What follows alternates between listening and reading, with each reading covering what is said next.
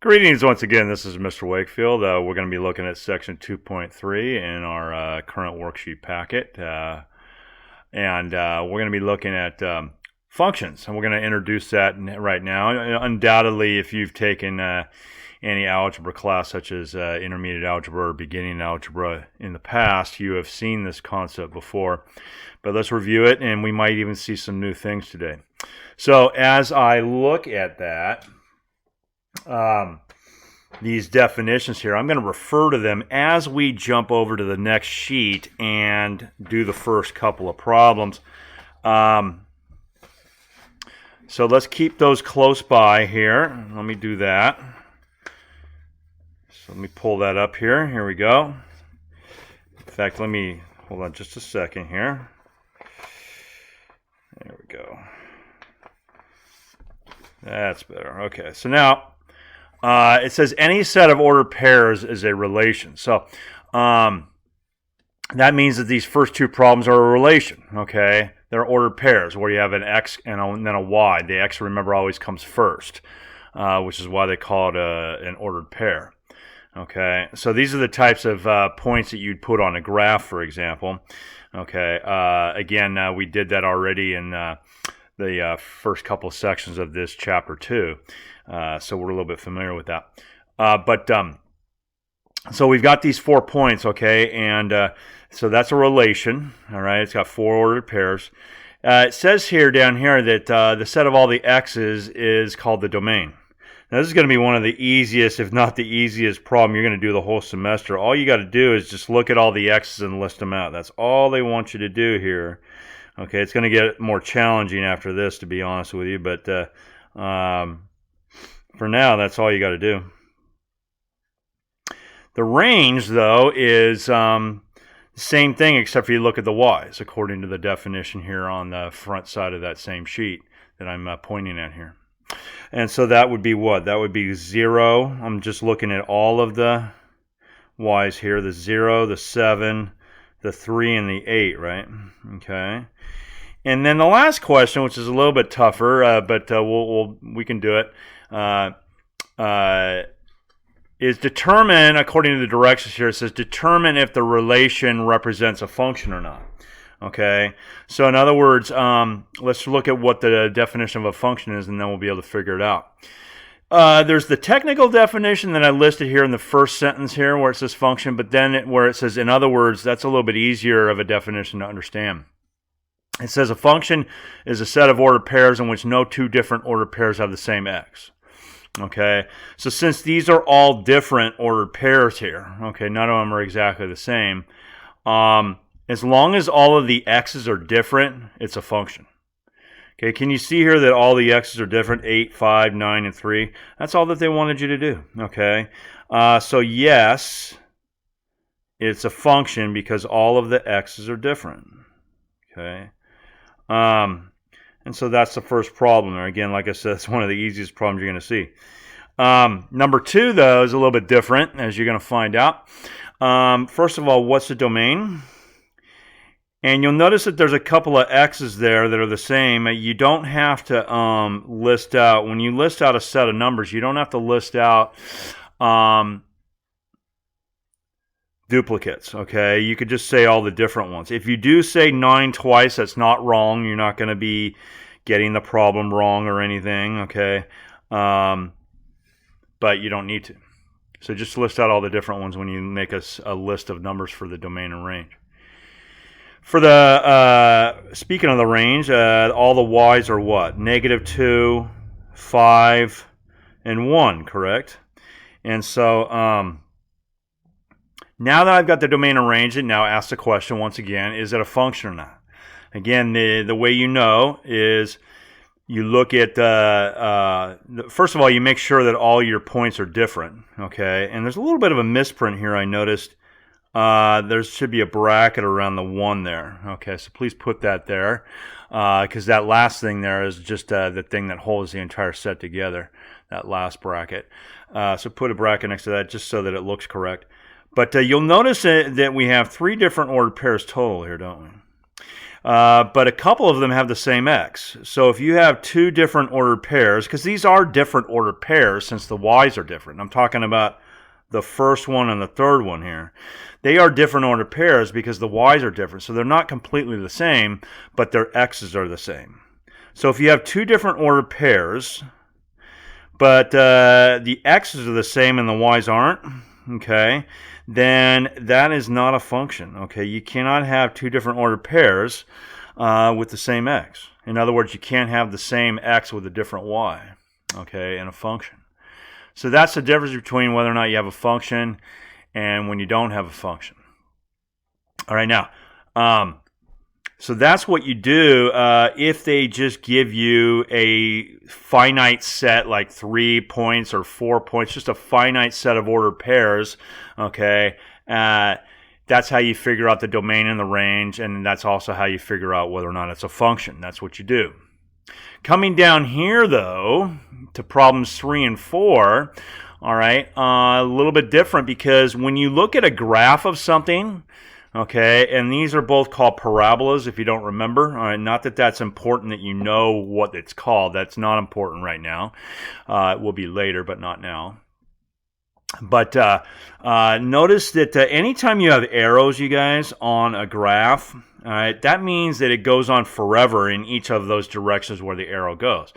So automatically that means that there is a infinite number of ordered pairs on this thing, not just 4 ordered pairs or 3 ordered pairs, but an infinite amount of them. And so that creates a totally different method that we got to use for this particular problem. Okay, so when you have just a finite number of ordered pairs like up here, okay, that's one thing. But when you have an infinite amount of ordered pairs, okay, we got an infinite amount of them here. As you can see, they go on forever, okay, all the way up forever in this direction, forever in that direction. We got to go with a different method. So let's talk about what that method is. Let me show that to you here. Okay, so it says right here, it says finding the domain and range of a relation by looking at its graph. By looking at its graph. This again is on the this is actually near the top of this same page that we're on here. I'm just going to try to I'll fit it all on the screen here. That's why I have a separate sheet where I moved it underneath. But it's on the same sheet right above here. Okay, you'll find the same paragraph here right above these graphs. But notice that it says find the domain and range looking at its graph. The typical graph is going to have an infinite amount of points that I was talking about. And so that's why we're going to use, that's why I was talking about an infinite amount of points here just a moment ago. We're going to use the same method, okay, anytime we have to look at a graph to find the domain and range. What does it say? It says domain is leftmost to the rightmost x value, range is the lowest to highest y value. Let's slow down though a little bit on that. Okay, let me write down domain here first, and then I'll talk about how to figure it out. Basically, the first thing I want to do here with this problem is that anytime you have arrows, you guys, on a graph, assuming that they go in a diagonal direction, in other words, the arrows are not going straight up and down. The arrows are not going straight across, left or right. No, they're going in a diagonal way. And when that happens, that means that the graph is going forever and ever in two different directions. In other words, this diagonal right here, this diagonal arrow is telling us that it is going forever upward and forever to the right at the same time. Okay, if it's going forever in this direction right here, it's actually going forever upward and forever to the right at the same time. Okay. Same thing over here, as with any diagonal arrow. Okay, it's going forever in two different directions at the same time. This one is going forever up, but also forever to the left at the same time. Okay, this is all going to be very important here as far as figuring out the domain and range. Now, the domain, since it has to do with x's, and since the x's are on the x-axis, of course, and also since x's, because they're on the x-axis, they go left to right, don't they? Here's the left, and then you're going across to the right. So the x's go from left to right here. Because of that, we are going to focus on left and right here, and that's why it says leftmost and rightmost in the directions here for the domain. What you do is you go, you look at the leftmost x value. In other words, what is the leftmost point on the entire graph, and then tell me what the x value is there. Okay, that's what you got to look for. Now, as it turns out, if the graph goes forever to the left, as this red arrow indicates right here, that means that the graph is going to, since the graph, I was about ready to repeat myself there. Since the graph is going forever to the left here, according to this arrow right here, this red one, that means that the leftmost point does not exist. It actually is just going to keep on going. The graph is going to keep on going forever to the left.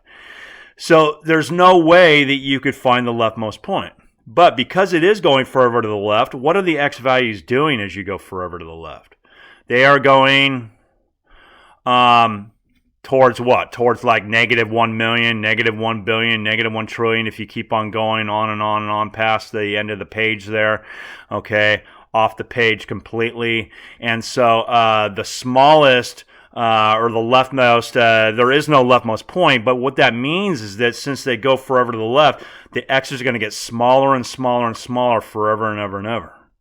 Now, when we think of forever in math, you guys, we think of infinity. But because it's getting smaller and smaller and smaller in the negative direction, we can then declare, since it goes on forever, that the leftmost x value, which is also the smallest x value, the leftmost x value is also the smallest x value, is going to be at negative infinity. Negative infinity, because it goes forever in the negative direction, the x's do, okay? Because if you're looking at the points, all right, they are going forever to the left, all right, and they're going to get smaller and smaller and smaller in the negative direction, and they're never going to stop. So they're going towards -1 million, -1 billion, -1 trillion, and so on, so on, so on, towards negative infinity. So in other words, if your graph goes forever to the left, you guys, you're always going to start with negative infinity for the domain. That's to make a long story short there.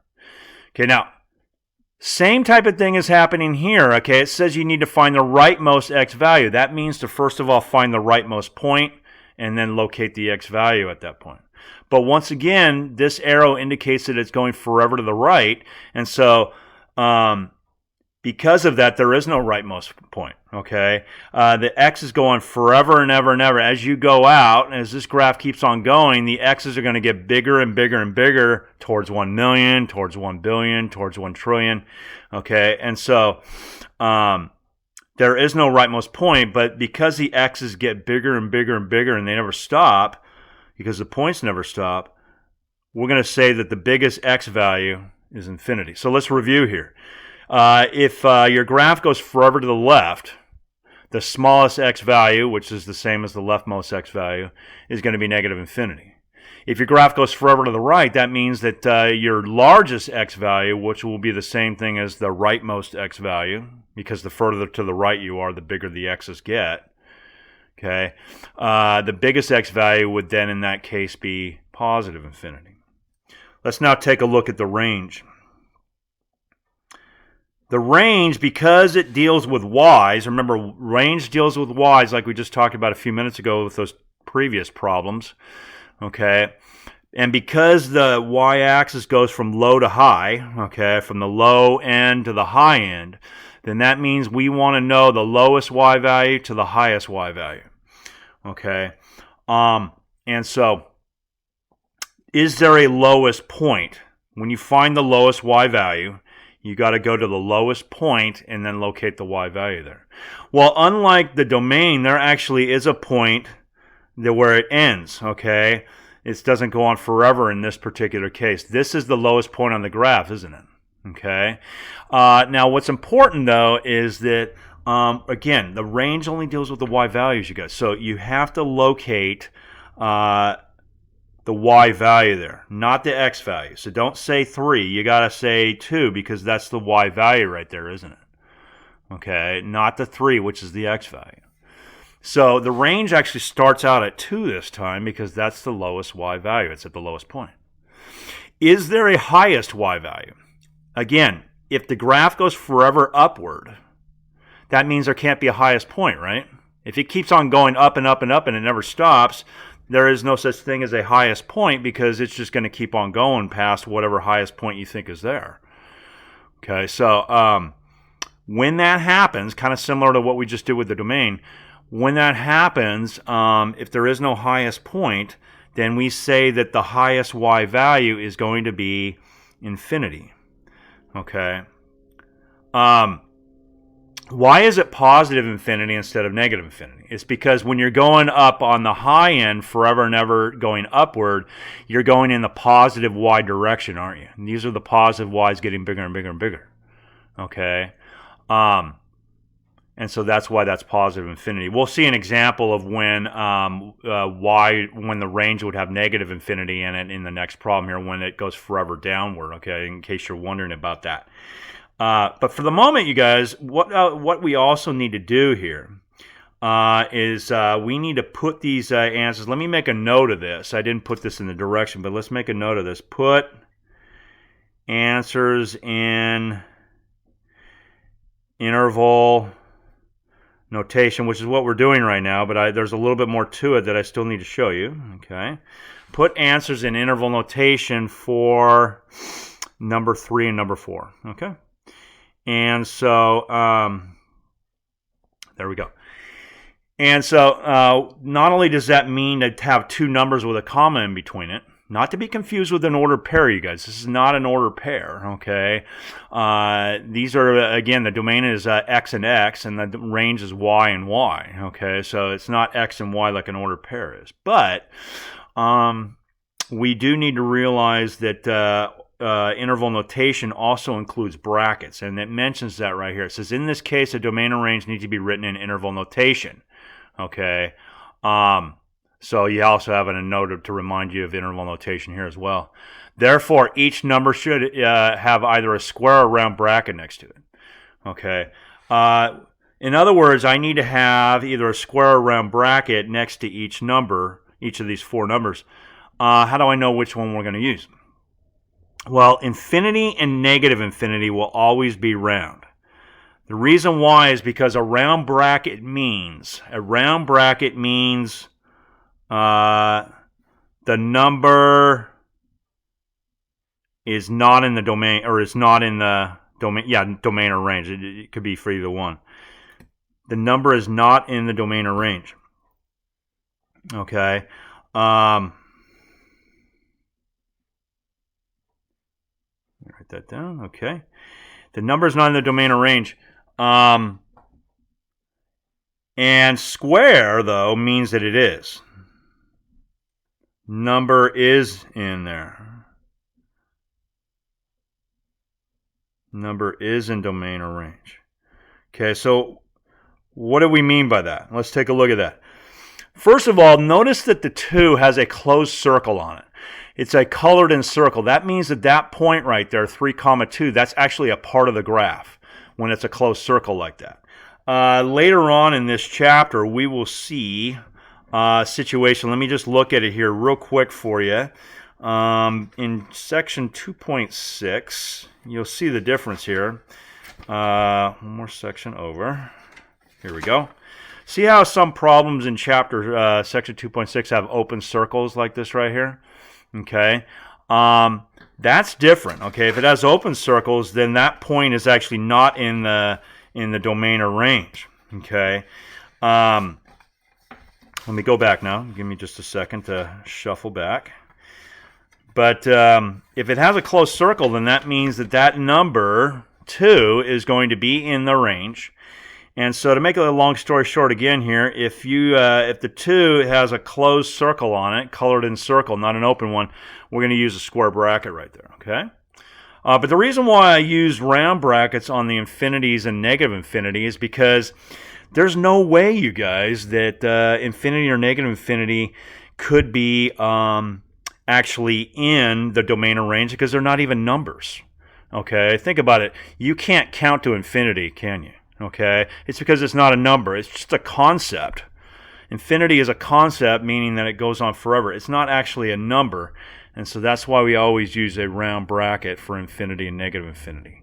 Okay, when you have a round bracket next to a number, it means that all of the numbers close to infinity, or negative infinity over here, are going to be actually in the domain or range. But infinity and negative infinity themselves, those numbers themselves, because they're not really numbers, they are not in the domain or range.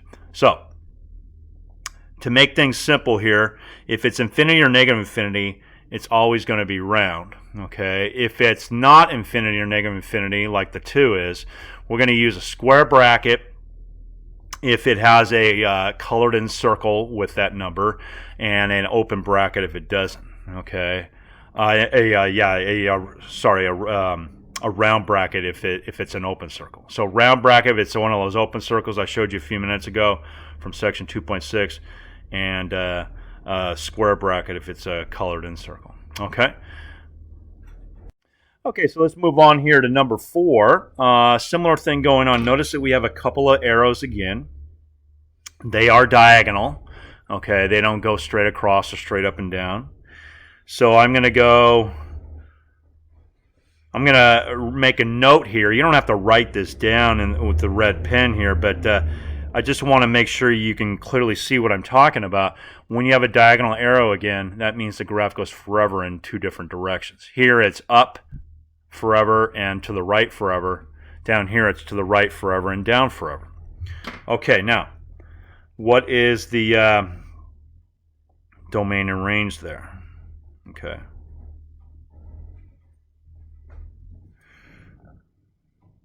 All right. And yes, I know I still need to figure out what the whether or not it's a function or not for both of these graphs as well, as the directions say. I'll get to that here when I'm done with the domain and range here, in case you're wondering about that. But again, with domain and range, what do we do, you guys? We look at the leftmost point and the rightmost point, don't we? The leftmost point is going to be right here, isn't it? It doesn't actually go forever to the left, so there is a leftmost point. So you locate that point. I'm pointing at it right now. And then you what? Then you say, since this is the domain, you say what the x value is right there. You can see there that the x value is -3. So don't do the 1. That's the y value. Since we're doing domain right now, you're going to focus on the x. So the first number there, the leftmost point before you put the comma, the leftmost x value is going to be -3. Now, since the graph goes forever to the right, you guys, forever to the right, that means that it's going to be, once again, just like it was over here when it went forever to the right, the domain is always going to be ending at infinity when you do that. Okay? You got to do the left first and then the right, okay? Just like you got to do low first and then high. You have to write it in that order. That's just how interval notation works. So just want to remind you of that as well, okay? But when it goes forever to the right, this second number is always going to be infinity on the domain part, okay? Just like we said over here in the previous problem. I'll do the brackets here after I do the range, excuse me. When it goes forever downward, when the graph goes forever downward, as this arrow right here indicates, that means that we're either going to have infinity or negative infinity again, okay? When it goes forever, we use infinity or negative infinity to indicate that. But which one is it going to be, positive infinity or negative infinity? Well, since the y's, when they go downward forever, they're going in the negative y direction as these y values get more and more negative, okay, going down. That means that the lowest y value then would be negative infinity. So if your graph goes forever downward, you guys, the first number in the range will always be negative infinity. Okay? And then just like we saw in the previous problem, if the graph goes forever upward, as this arrow indicates right here, then that means that the range, the second number in the range will always be positive infinity, because that would be the highest y value, theoretically, okay? Because it goes upward forever. Now, as we indicated in the last problem, infinity and negative infinity always have round brackets next to them. We also indicated in the last problem that if -3 has a closed circle sitting on it, not an open one, that we're going to use a square bracket like that, okay? So that's domain and range if you're looking at a graph. What about if I wanted to figure out what the whether or not it was a function by looking at the graph? Okay, how do you know? And again, what is the definition of a function? You got to look at all the different ordered pairs that you have. Okay, and then see if any of the x's are the same or not, just like we did in these first two problems up here. Okay, well, guess what? All right, we've got an infinite amount of ordered pairs, all right, and the numbers are not just sitting right on top of the point. So how do we figure out if any of the x's are the same? Well, when you're doing a graph, you guys, okay, notice it says here in the vertical line test, they're talking about a graph. So you can use the vertical line test in order to figure out whether or not the graph is a function or not. Let's read this definition here. It says, if any vertical line intersects a graph in more than one point, okay, the graph is not the graph of a function. Otherwise, the graph does represent a function. Again, this is written right above the domain and range directions, right at the top of your page right now.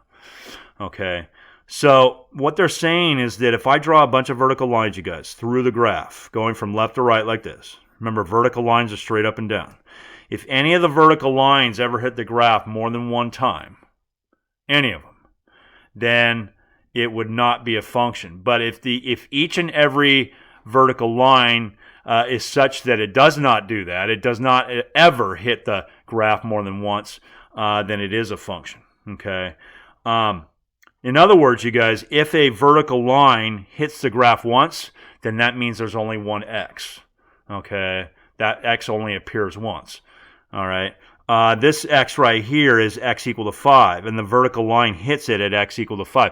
Since it hits the graph only once, that means there's only one point with x equal to 5, and that's exactly what a function is. It's when every single x only appears once. So if the vertical line also is such that every single one of those vertical lines hits the graph once, then it's a function.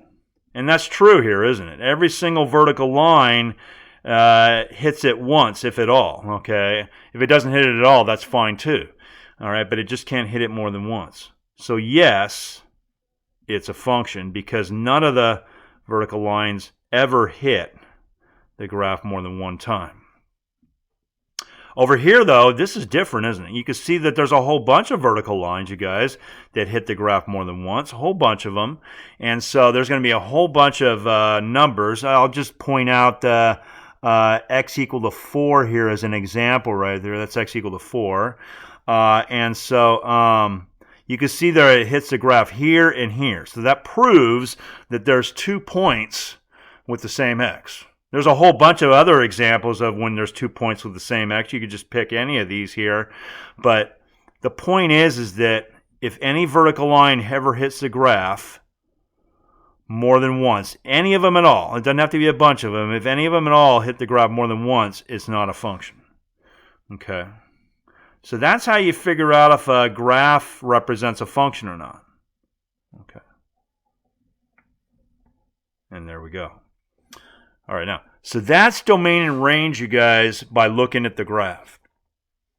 All right, we'll visit the concept of domain one more time here in just a few minutes, but let's first of all look at what happens when we have what we call function notation, okay? Okay, you guys, so with the concept of function notation, how it works is like this. This is not g times x. In number 6, this is not f times x. When you see, and let me make this very clear, all right? When you have on one side of an equal sign the following things, and only the following things, an x, a bracket around the x, and then a letter in front of it, those 3 things, x, bracket around the x, and then a letter in front of that, it's usually going to be the letter f, but occasionally it'll be g or something else. Okay, when you have those 3 things, and only those 3 things on one side of the equal sign, okay, that is function notation. It is not multiplication. Okay, what does it mean? Okay, it means that this is the y value. Okay, this is the y value. I'll get into this more here in just a moment. But it is the y value that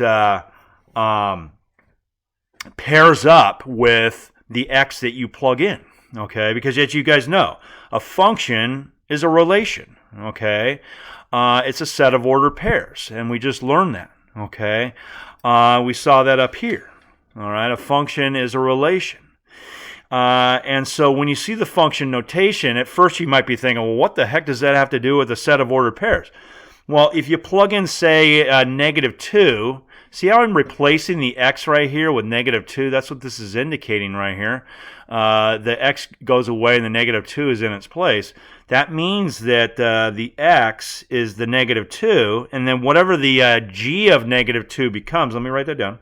Whatever the g of -2 becomes, and we'll figure that out in a minute, but that number, whatever it ends up being, will be the y value that pairs up with the x to make an ordered pair for that function.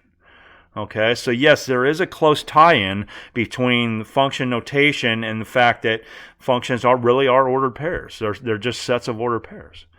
So let's take a look at this here. The way you plug in anything into a variable, okay, and whether you've seen this lately or not, okay, the way you do it, anytime you plug something into a variable, you have to use a empty parenthesis to replace that variable. Everything else is still there. The negative is still there. The square is still there. The +4 is still there.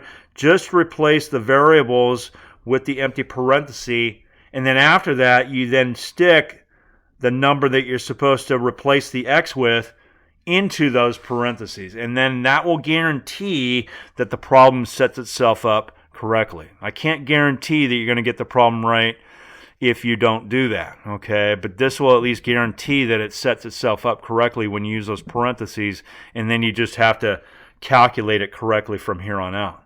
How do we calculate it correctly? Well, what you do, again, we're not trying to get the g by itself, you guys. This is not g times -2, so you can't divide both sides by -2 to get the g by itself.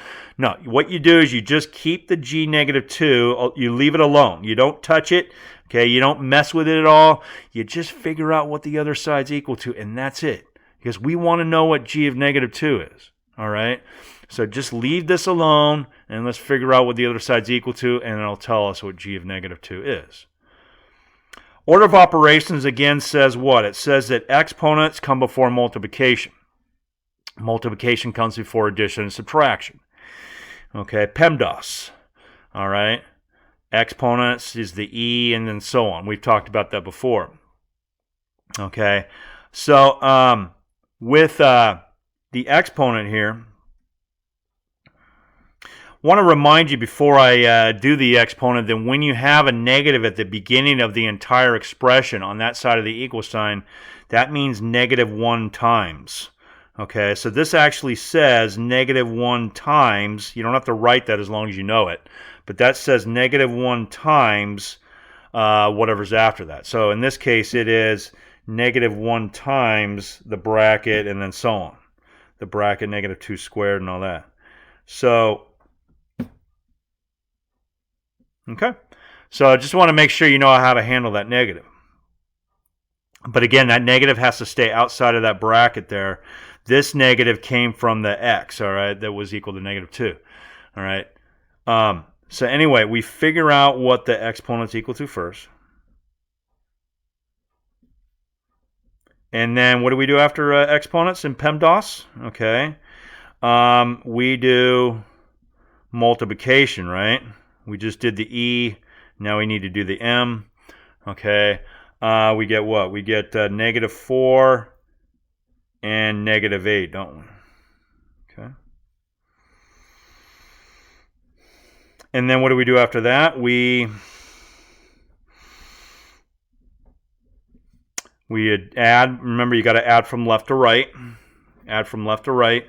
And when you get to the addition step, which we are right now, okay, the A is for addition, and we get a final answer of -11. Now, I want to make this clear, you guys. This is the final answer, okay?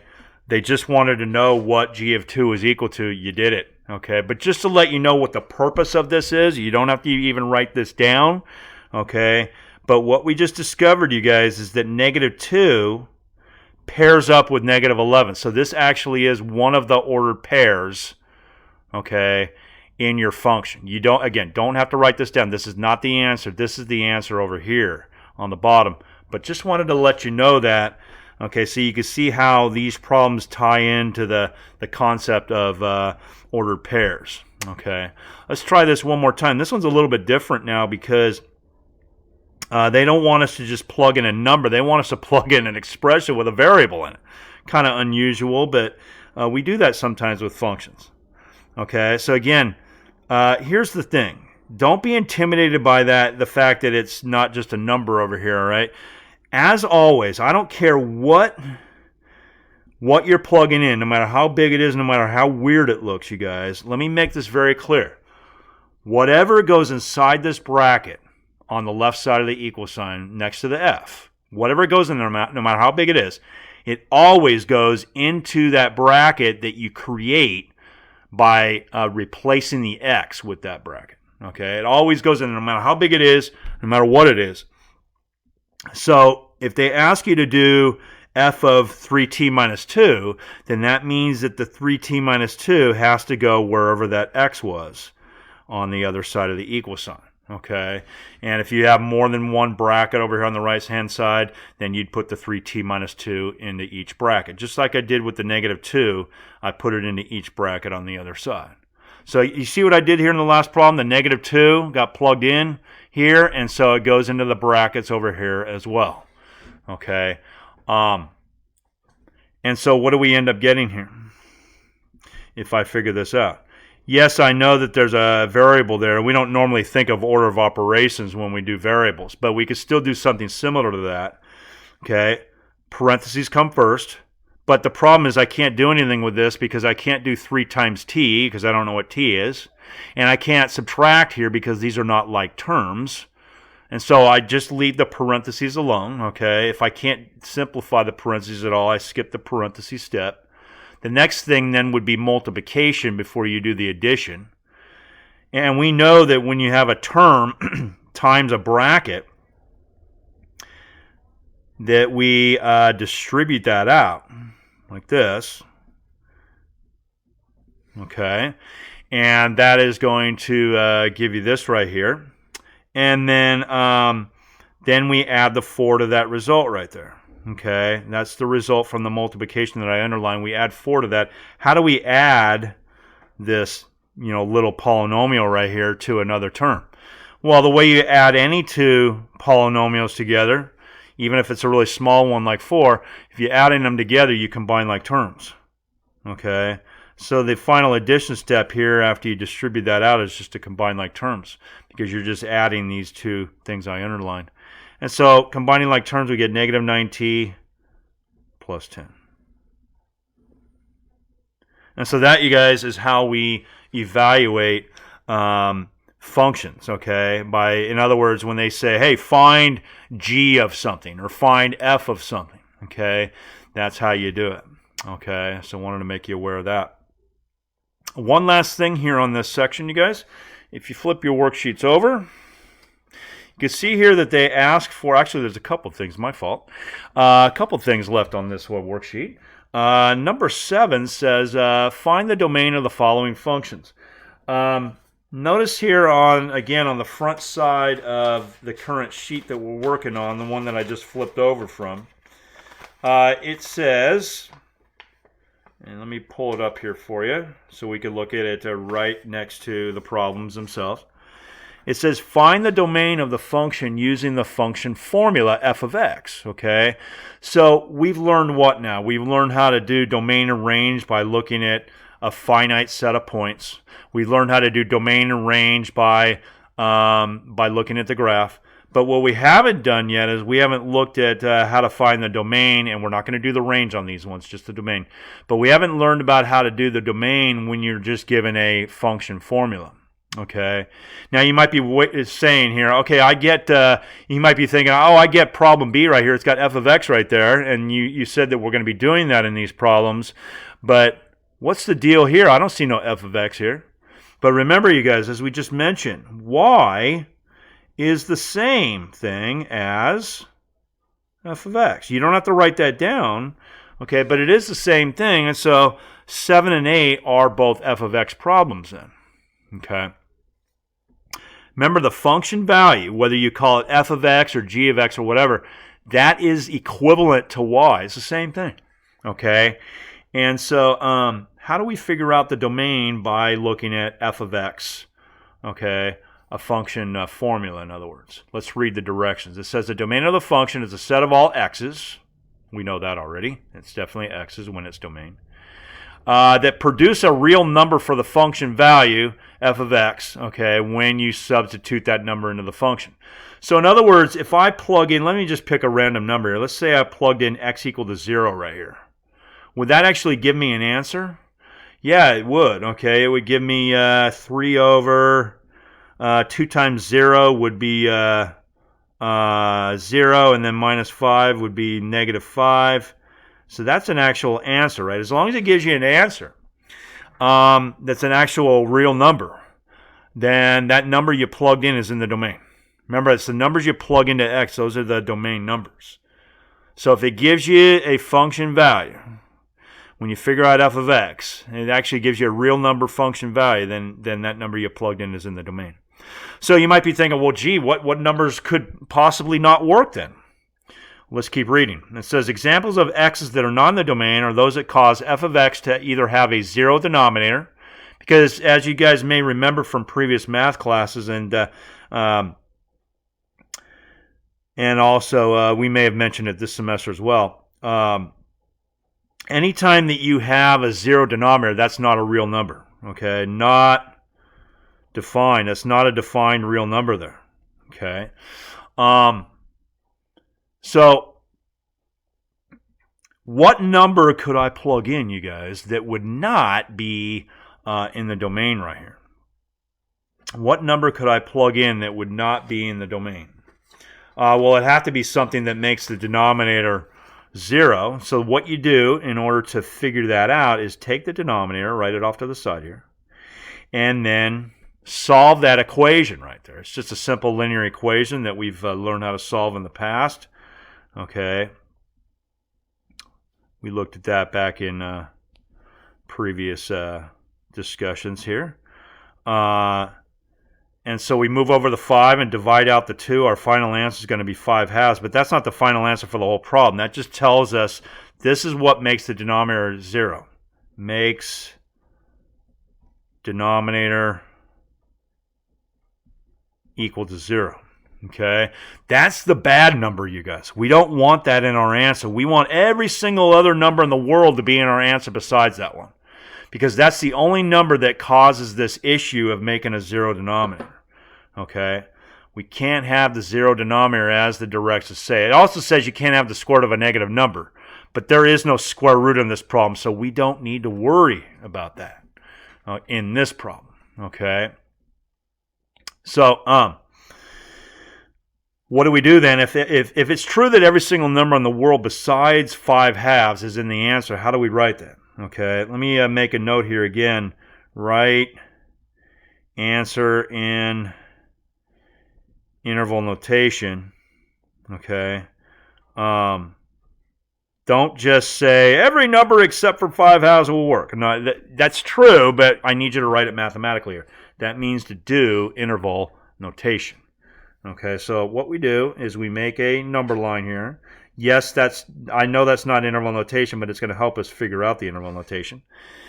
What we just discovered here is that 5/2 is the only number on the entire set of numbers here, okay? And this number line represents every number in the world, from negative infinity all the way to positive infinity.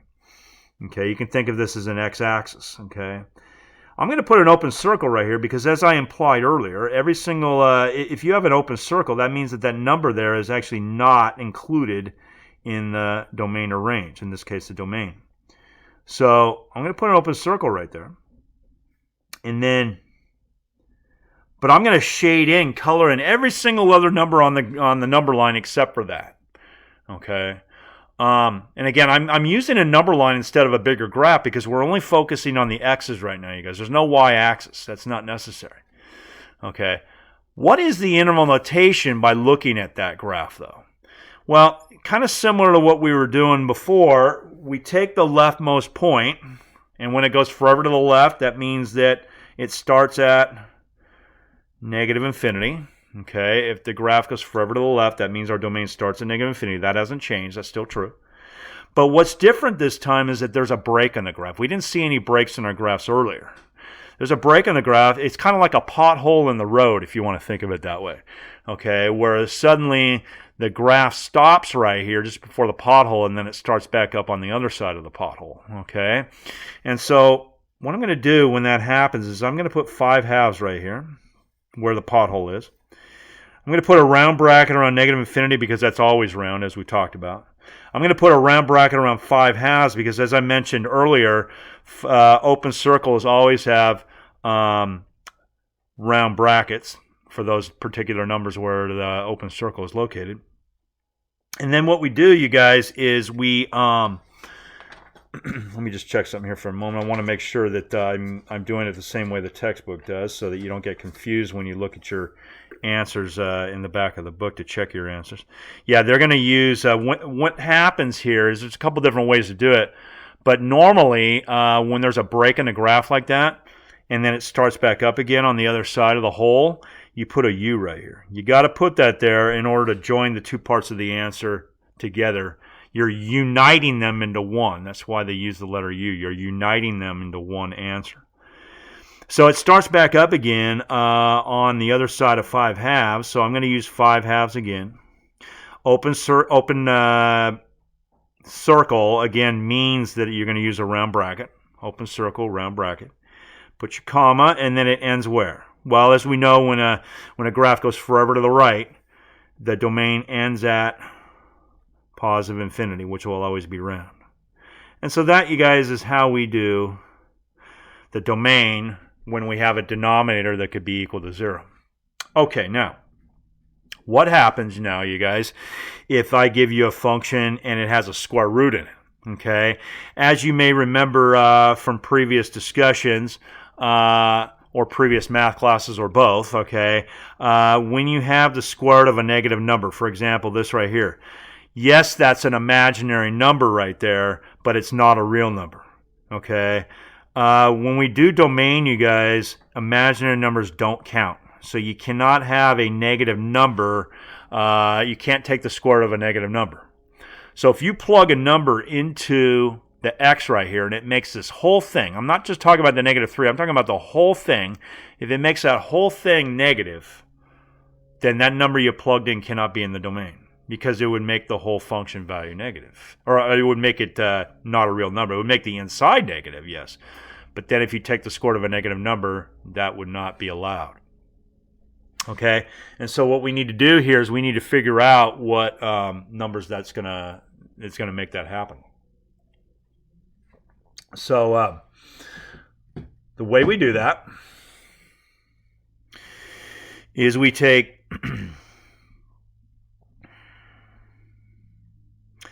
4x minus 3 and we say, oh, it's got to be greater than or equal to 0, you guys. Greater than or equal to 0. Okay, because that's the only way that it can that you can have the inside of the radical be positive or equal to 0. In other words, it cannot be what? It cannot be negative. All right, let me make a note of that right there. Not negative. Okay. And so the way we do that, again, let's review that here real quick. The way we do an inequality, as we've seen before, remember when we did this problem before here, when we had a linear inequality and we had to solve it, we get the x by itself. Remember to flip the inequality if you divide by a negative, okay? But if you don't, then don't worry about it. And then we do the number line again in the interval notation. So let's do that, and we'll kind of look at this side by side here. Again, we move over the 3, we add it over. And then since I'm dividing by positive 4, you don't need to worry about the flipping the inequality symbol, okay? That's going to be x is greater than or equal to 3/4. Okay. Now, as we learned in these problems we did before, when the inequality symbol, alligator as I call it, when the alligator mouth, the inequality symbol, is eating the variable, okay, when it looks like the alligator mouth is eating the variable, that means that the shading always goes to the right. If the alligator mouth had been going the other way, if it had been eating the 3/4, okay, and not the x, then you would have shaded to the left, okay. But when it's eating the variable, this is after you get the variable by itself, you have to go to the right. What kind of bracket am I going to use when, as we saw here in those previous problems, if the alligator has the equal to thing underneath him, okay, underneath his mouth there, then that means you use a square bracket on that number. If it doesn't have the feet underneath him, in other words, it doesn't have the equal to thing, you use a round bracket on that one. And so I'm going to use a square bracket right here. Okay. And then I get what here? I get, this is my interval notation. Why is that true? It's because the shading starts at 3/4. That's the leftmost point, and then it ends at infinity because it goes forever to the right. Okay. And so this right here is your domain. Okay. And why is it square bracket? It's because this is a square bracket right here. Okay, it comes back to that alligator mouth thing having the feet underneath it. Okay, that's why that one was square. All right. Okay, so that is how you do it. That's how you do a domain when they give you the f of x formula. They don't give you the graph. They don't just give you a small list of ordered pairs, but instead they just give you the f of x. Okay, so that's how you do that. Last thing that we're going to be doing here, you guys, is it's a really short, simple exercise here, 4 problems, but you don't even need to do any work. You just got to look at it. Okay, the key thing here, the whole point of this exercise is to remember that f of x is what? F of x is the same as, what did we just say, you guys? It is the same as y, right? Okay, and so what we do then, let me write it down here. What we do here is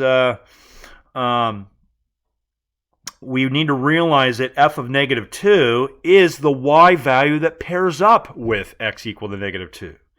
Okay, see here where x equal to -2 is? It's right there. So you go up to the point on the graph. It's way up here, right? Okay, and then you just have to match up the y value that's there. And let's count it out, okay? I know my, let me zoom in there a little bit because I know that graph didn't come out the best. In fact, let me help you out here again. It did not come out. It's a little bit grainy here, okay, as far as being able to see. This is 1, 2, 3, 4, 5. So that means that the y value, in fact, let me write that down. -2, 5 is this point right here, you guys. So that means that -2, which is the x value since it's next to the f. Remember that number inside the bracket next to the f. That's always the x value. Since -2 pairs up with y equal to 5, that means that the function value is 5. Not -5, 5. Okay? And that's all you got to do. You just got to say what the y value is. Okay? Let me zoom back out there so you can see that. There we go. So what is the y value that pairs up with x equal to 0? Well, you can see right here that this point is what? It is 0, what? 0, 0, right? So that means that the x equal to 0, we know that this is x equal to 0 right here inside of the bracket. Since that pairs up with y equal to 0, then that means that f of 0 is 0. Okay, let's keep going here. F of 1. Again, you look for the point where x is equal to 1. There is x equal to 1 right there. There's the point that goes with it. So what is the y value that pairs up with x equal to 1 right here? Okay, as you can see, this point has y equal to 2 on it, doesn't it? This point is y equal to 2 because it's 1, 2. That means that f of 1 is 2. Again, f of x, f of 1, okay, the f value is equal to the y value. And finally, that right there is x equal to 4. Actually, let me write it this way here. I don't need to be that descriptive there. This point is what? This point is 4 comma what? Okay. Since the x is equal to 4 right there, we'll be able to figure out f of 4 by knowing what the y value is that pairs up with it. And as you can see there, if we count up 1, 2, 3, 4, we can see that that point is equal to 4 as well. Okay, and the y value is equal to 4 just like the x is because it's 4 comma 4. Okay, so that is just a little exercise that helps remind us more than anything that the y values on a graph are the function values that pair up with the x's that are in the same ordered pair. Okay, and so that is the conclusion there of section 2.3. As always, contact me if you have any questions, and I hope you enjoy your day.